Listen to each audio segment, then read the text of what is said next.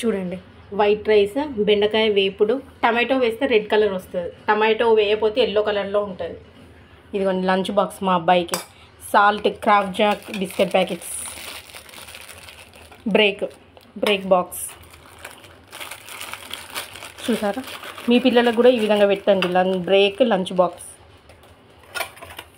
ఇదిగోండి లంచ్, బెండకాయ వేపుడు కనబడుతుందా? బెండకాయ చూడండి.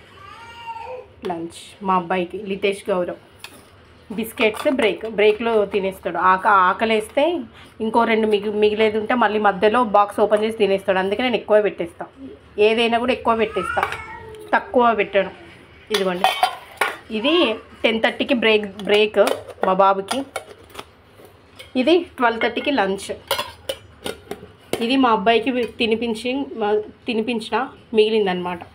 చూడండి, ఇది ఈరోజు మా బాబు లితేష్ గౌరకి బ్రేక్ అండ్ లంచ్.